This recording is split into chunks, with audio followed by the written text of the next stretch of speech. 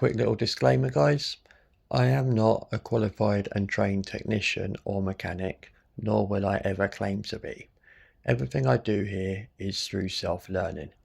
My way might not be the correct way, however it will either end with a good result or a good laugh for you guys at my expense. The sole purpose of these videos I have produced are for entertainment and information. If you choose to follow my videos as guidance, you do so at your own risk. Now that this boring bit is over, I'll let you enjoy the video. Hello guys, and welcome back to my channel. Today we are doing a complete lock change set on a 2004 plate Vauxhall combo. This vehicle hasn't been featured on the channel yet, however it will be from this video onwards.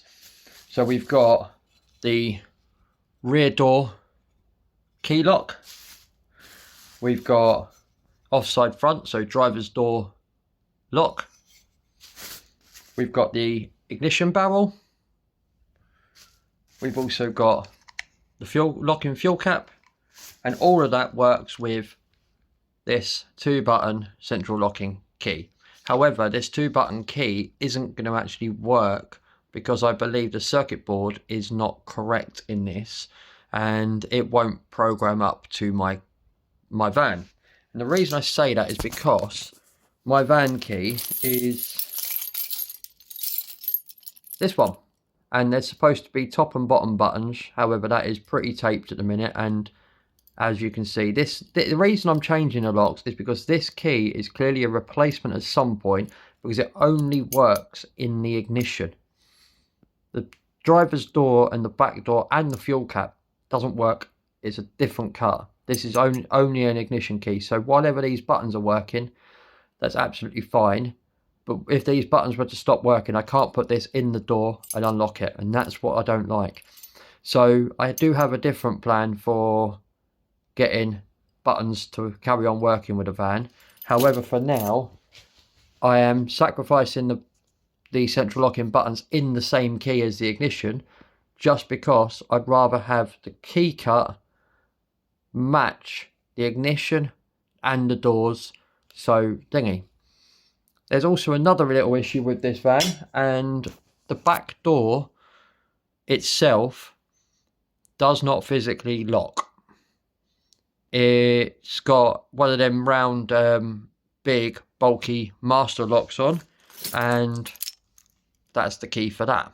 So I've only got the one key for that, so I do need to get another one cut, and I'll do that at some point. However, that master lock is fine for securing the van, but if it comes to coming and going from it frequently, it's just a bit awkward to keep removing and putting on. And if I walk around the corner where I can't see it, it'd be nice to just be able to press the button and blip it and lock it, or actually put a key in the door and unlock it and lock it quite easily. So the master lock will be kept, but I want the proper lock on the back door to work as well. So it's like double security. And as a result, I've also got this complete kit with the cables. I haven't got the latches for top and bottom, but I've got the cables to go to the latches. And this is a complete setup for my back door as far as the lock mechanism.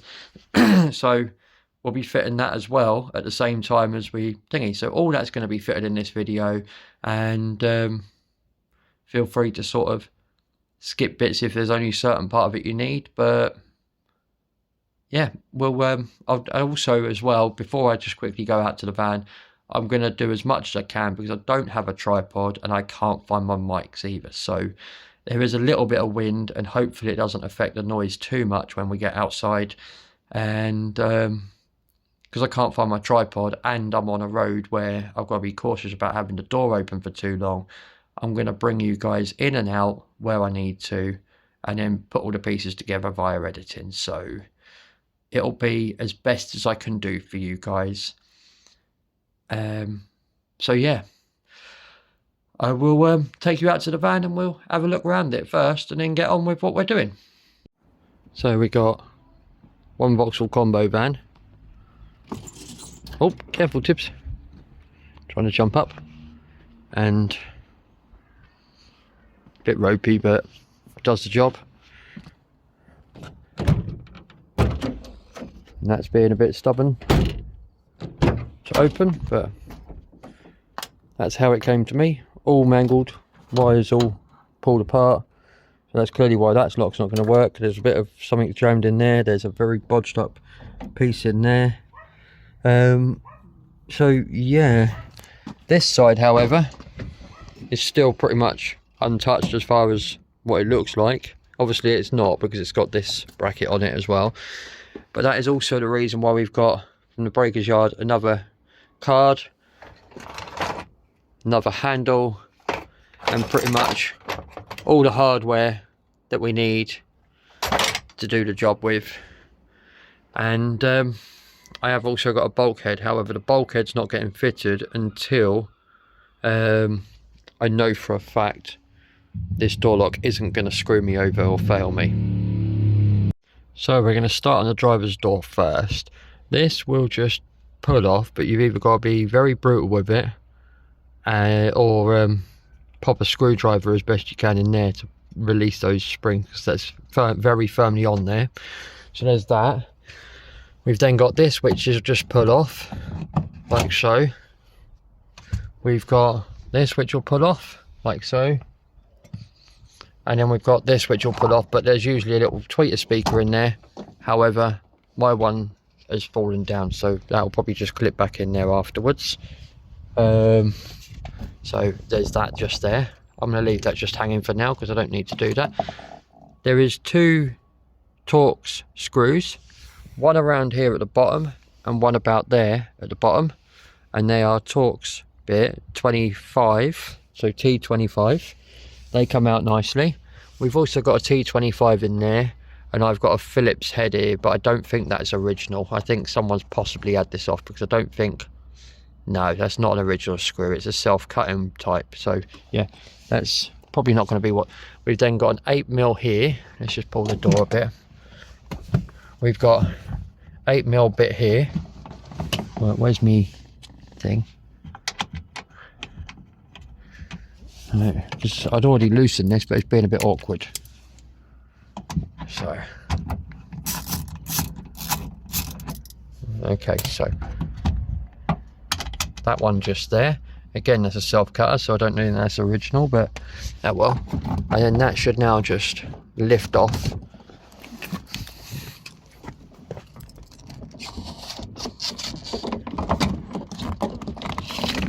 Like so. Yep. And that's one door card. And yeah, I don't think that one in the middle is original either, so yeah, let's just stick this in the back. That's convenient. Look, nice rubbish quality speaker, and my tweeter's obviously fallen down because someone's been in here before messing with things, so we'll just hang that up over there for now, and hopefully it'll stay, because it doesn't need to be important. Now what we've got to do is we've got to try and get inside there, but you'll see there's a 10mm just there, which I'm going to have to go in probably just with a bendy bit and just in here. However, the second 10mm I can probably get, yeah, look, I can get straight through this hole, straight onto the second 10mm. Those 2 10mm bolts or nuts should be what I need to be able to loosen this backing plate off, and then I'll then have to pop the pin out and do that. But I don't think I'm going to be able to show you, because I'm not really going to be able to get in there. Yeah, I don't think I'm going to be able to get in there as such, but somewhere in there, let's see if I can. Yeah, I'm not sure if I can show you, but yeah, somewhere in there is the lock mechanism, and it might become more apparent when I undo those. So if I find out, I'll show. If I find I can show you, I'll have to show you, but if not, I'll just have to explain after I've done it. So the whole lock mechanism goes together like that inside the door just here, right? So you can see that the green tab in there is for the handle, and then there's one just below that, which I don't think I'm going to be able to show you. No, I'm not going to be able to show you, but there's one just below that and to the left, that's basically, oh yeah, you can see it just below. There's one there that's for the actual lock mechanism, and then the green bit is for the handle to pop down on, and it all goes inside there like that. But I'd advise leaving this bolt done up, this nut done up, until you get this white plastic bit out, because at the bottom in that hole and down there is a T20 Torx bit, and if all of this is moving about and wobbling about, it makes it quite awkward to get this, wiggle this out. However, if you leave that but one done up and only undo that one and the Torx, this plastic cover comes out quite nicely. So that can come off like so, and then what you're left with is the handle one and this. It's easier to take this off at this end, because all you've got to do is wiggle it up and down until it sort of works its way loose from that point. So you bring it across, and like that you can then get it out to that point and then pull it out. It's no big deal. Whereas if you're trying to get that bit off, what you've effectively got to do is you've got to try and twist it like that in a space where there isn't space to do so, and then that will pretty much come out. Sorry, 1 second. That will pretty much come out, he says, of it like so. The reason I've got all this light out as well is because this tends to work its way loose, and what you'll find is this, because it's just resting in there, we'll probably find it'd just be a case of just works its way loose at the same time as while we're doing that. However, that one's the wrong lock, so that's no good to us. So we're going to put this one in, which is for the new key. So this will go back together exactly how I took it off. So I'm pretty much just going to do that, and then I'll bring you back and show you it done. So now let's do the ignition barrel. Right, so these should technically have a clip just in there and one the same the other side. However, this isn't clipped. This is all ready to just lift out like so. So that isn't clipped anywhere. The clips are broken on mine. And then what should happen is there should be a screw in here, but again, mine doesn't have the screw, so it'll just be a case of wiggle it back off of where it's supposed to be. Okay, it does have screws. I forgot that there is a screw there, which I believe is a T25. Let's have a quick look.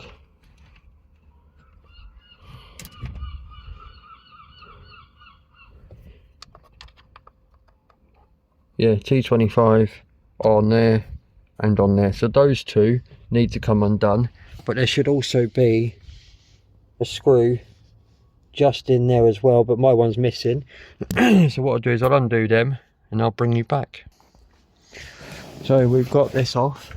So now what we need to do is we need to get the immobilizer chip reader off, which is just a case of those two plugs there, and that should technically, is that just going to come off, or is there a screw? There's a screw in there as well, isn't there? I think. Yeah, let's look. It's okay, I don't think we need to unplug that anyway. So basically we've got the wiper arm stalk. If we pull this blue tab back, we can then squeeze that and take the electrical plug off. There's a tab at the top here and one at the bottom underneath. Squeeze them together like so, and that will come out. What we need to do is, I don't know if you guys can see it, just there we need to be able to get to that pin, that point there. So we'll just get a little screwdriver, and as we turn this to the, I think it's the first position, we'll then be able to push that in and the whole barrel will come out. So yeah, basically through that little pinhole, what you'll notice is the key has to be in line with that little nodule there, which will then allow this to be completely free roaming, and then that you get access to via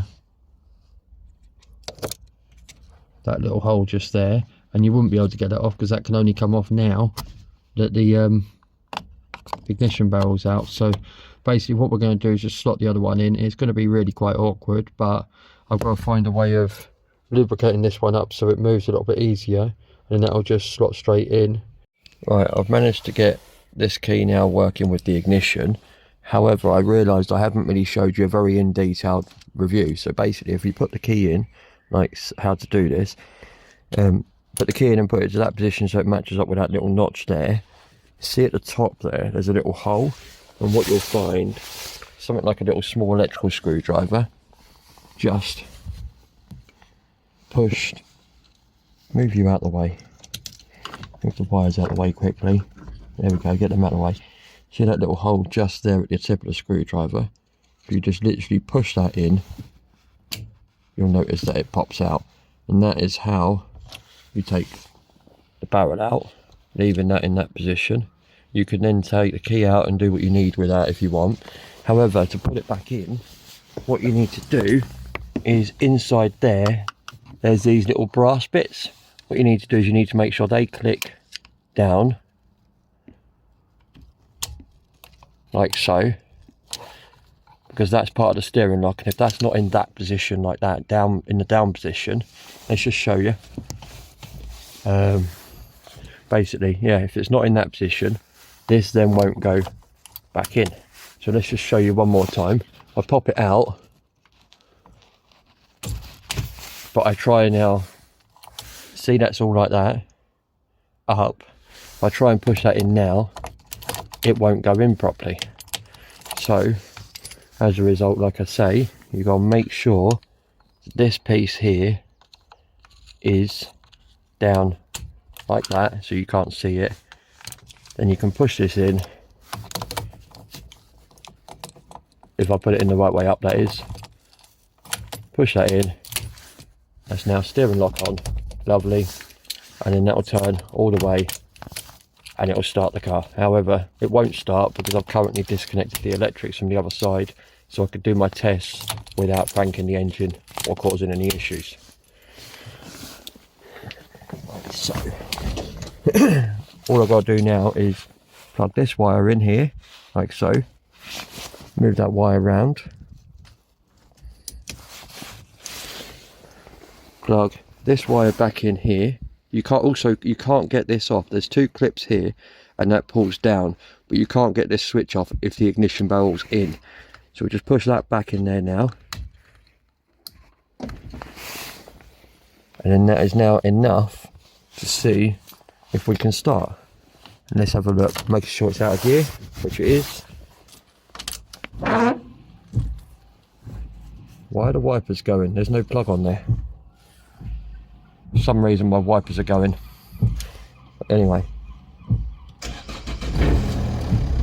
and she starts. Lovely. Right, let's turn that back off. I'm going to work out why they're going with no wiper stalk. Okay, so that.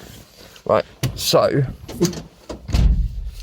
to do this, right, so basically to get this working with the van, this new key, I've taken the little transponder chip which would have sat in that blade, but I've taken the blade off and I've just kept that because these buttons still work to lock and unlock the van. Inside these keys you've got a little tiny chip about so big. I'm showing you this one. This is the one that originally came in that key from the vehicle from the scrapyard, so this is the one that isn't needed. However, the one that works with my van is now sitting in that corner. I will show you how to take all these keys apart and do that in another video, because I am waiting for another blank key blade and a key repair kit. And then what I'm going to do is I'm going to have this. Oh yeah, the van locks itself as well. Basically I've got a complete key repair kit for this key with a blank blade. I'm going to have this cut onto the blank blade. I'm going to put that chip into one of these type of keys with this circuit board and repair it. So ultimately this is not going to be my van key. I'm going to go back to the original style with it working with the buttons and the ignition. And then if I feel rich enough, I'll probably have another transponder chip made, put it in this, and just have this as like a dummy spare key that does everything except the buttons. And that's obviously my lock key for the master. So that's my van keys now done. So let's finish putting this back together, and then we'll crack on with the back of the van. So where we're at the back door now, I didn't get any panels or anything on here, but I've got these as part of my bits that I bought from the scrapyard.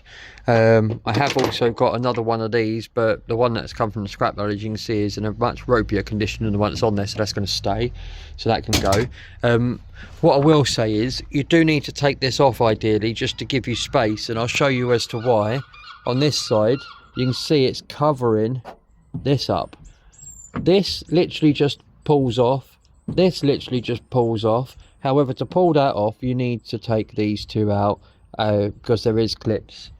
Literally there should be a clip just there, which is behind that, and one just there, so definitely need that out the way before we put the panel back on. However, because it stops the door from winding right open, I'm going to leave it on for now until I'm ready to put the panel on, because I need to take these clips off that are broken, and actually conveniently the ones that come with a scrapyard part is absolutely fine. So we're going to get this mechanism out, and this one here, we're going to get this out. And I think the way to do that for now is probably to take the top and bottom latches off, and we'll see that this latch here and the bottom latch is probably a T30. Let's have a look. So yeah, we'll undo them on the top and the bottom, and then we know where we're going with that.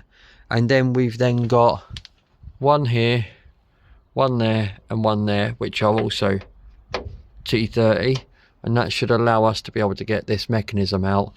And it's also sort of attached here, but someone's really bodged together this piece, so that's only really, in a way, you're going to probably make it a little bit more awkward to get this out, but we'll get it out somehow.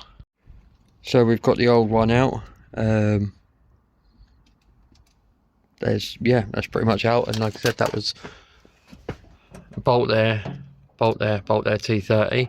Then there's the two 10mm that take this backing plate off, and I've already replaced this with the 1/4. As you can see, if I turn the key, I can now do that with the key. And also I had to take that off because the bolts that go through was stopping this, because you have to move it up, pull the cable out from the bottom, and then bring it round and through and then back this way again. It's really quite fiddly, but it's, yeah, don't do what I done and jab my finger, but it's fine.